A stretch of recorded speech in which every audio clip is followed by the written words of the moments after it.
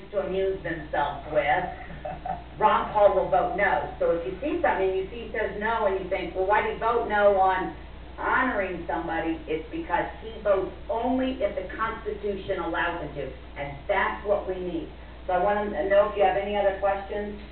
Actually, one more. Sure. I'm a firm believer that God does exist. Is he religious in any manner? I mean, Absolutely. He's an OBGYN. He's been married to the same woman 50 years. He practices his religion as Christianity.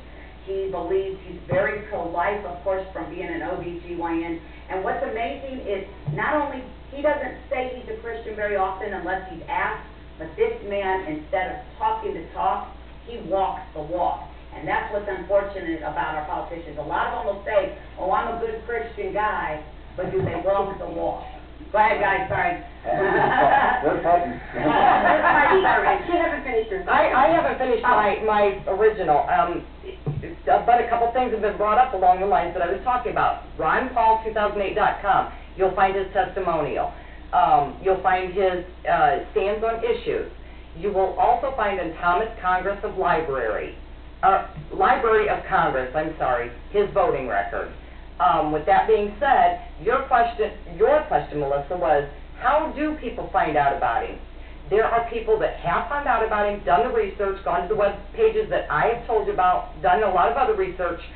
We are the ones walking the neighborhoods, canvassing for Ron Paul, passing out information, and informing the public. I think we did. But that's how we're getting the word out. And by that I mean, if you don't have the resources, or you don't have the time or energy to dedicate to doing the research yourself, listen to those who have, because they are educated in this area. And you can always go to stupidpolitics.com and drop us a note.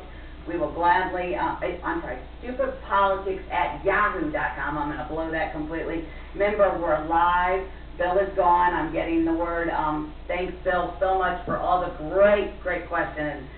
They were fighting. Remember, we're live at 422. 3902. Please call us live. Okay, Christine. Yes, finally. Okay. I really want to talk to you, Scott, because you are in my district. So I would like to know the differences, how you align yourself to Mark Souder. Where does he stand on certain things opposed to how you stand on certain things? Right. Most importantly, Mark Souder accepts how business is done in Washington. And I think that is the very thing that needs to change the most. On some more specific issues, you know, in the last several years, Mark Souder has put himself out there in terms of the border security. I know he's the chairman of the Homeland Security in regards to the border. But frankly, all that's needed to take care of our border is a will to do so on the part of our government. Okay. They can pass laws to build a fence. They can pass laws to have border security all they want to. But the fact of the matter is, we already have laws to secure our border, and we choose not to enforce them. That's right. And so it's as simple as enforcing the law. Yeah, I mean, when they take our border patrol, 120 at least of our best guys, and put them over in Iraq to watch their borders, that seems a little like stupid politics. Yeah, it certainly does. Yeah. It makes fun, but yes. Hang on. Chris is calling again. Chris, our prize winner of our goodwill, I guess. Chris, are you back on the air? Yes, I am. Oh, great. What's your question, Chris? We were talking about constitutional rights, right? And I was curious about as far as the government goes. You know, in school, how they always talk about judicial, executive, legislative. With the Terrorist Act that was passed, where the president declared martial law, is that, has he removed our constitutional rights and just set it up for the next person to come in and say, hey, martial law? Wait. I gotta say this one. I know I talked. I think you hit a nerve. Yes, well, the Patriot Act is my baby, my hot topic, because a lot of people have different minds. Jones's money, mine's the Patriot Act and civil liberties. Well, I like the Military Commissions Act, too. It is absolutely against the Constitution, and I was appalled when it was first written, and I couldn't believe this country stood down and took it, that this man wrote this nice little paper and said, here, we're going to violate everybody's constitutional guaranteed rights, and all we have to do is write it down and sign it. So, yes, and Ron Paul voted against the Patriot Patriot Act. He has voted against the Military Act. He's voted against every single thing. If it does not jive with the Constitution, he voted no. So you're exactly right. So I'm curious then, is there an executive legislative or is this a show now? It's a show. It's a show. It It's is all a fun. show. Unfortunately, Chris, we have to go one step further. As we learned at a seminar in Grand Rapids, Michigan, and again it was repeated here in Fort Wayne on Sunday afternoon from Bob Schultz of We the People, all three branches now, actually all three branches of government are complicit in the exact same thing. Because the court refuses to hear the rights of the people to petition the government for a redress of grievances. And that is the only thing that puts teeth in the first four constitutional guarantees. To state just one thing further, the Constitution does not guarantee you any rights. What it does is limit what government can do. All rights are reserved to the state and the people. The Constitution defines what government is allowed to do. Now doesn't the Fed, don't they control the state? I mean, don't they override what the state has to say? No. Yes, Absolutely not. No. That rule does right now. They do it in Well, okay, California. they're not supposed to. Oh, no, Mr. Wise, Pardon me?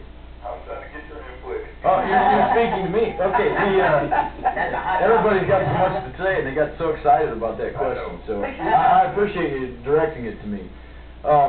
You know, the federal government, in its original intent, was to be limited, and rights were granted to the states, and that was a very contentious matter for our founding fathers. And we have strayed so far from that original idea of states' rights and gone so much to more of a federalist type of system that, you know, like I said a little bit ago, it's almost unrecognizable where we are today compared to where our founding fathers intended us to be. Right. And I think that's the most important thing that we the people need to take note of and demand those demand the founding fathers' intent that they enforce that we get back to that kind of a system. So is that what the North American Trade Union is, to kind of set up like China? You know, the North American Trade Union is something very disturbing in the way it's evolved as well. I mean, I believe in free trade. I'm a free trade guy, but I think that the trade needs to be fair as well. Yeah. And many of the things that come into play with the North American Free Trade Agreement are not fair at all. When you have manufacturing outfits in this country that have to jump through all kinds of hoops that the federal government sets up to make their product, and they have to compete with a company in another country who has no environmental regulations, no employment regulations, none of that, not to mention the fact that they have a much lower labor rate, it's hard to ask our companies to compete with that. And you mentioned China, and the Chinese have espionage in business, where they go out and they find out what they can about different businesses, and they take it home and they use it and do their own thing there. Well, not only do they have that, but now we're sending manufacturing companies over there, and we're teaching them how to manufacture goods, and they are getting quite a step up because of our help. And we don't fully recognize, I think, that the Chinese are long-term strategic thinkers. And we are very short-term oriented, and it's a little spooky what could be coming down the road for us because of all that. This is for the whole panel. Anybody can answer, and I'll let you go after this one. My question now is about the taxes on the highways. Now, if I'm correct, weren't those highways already paid for?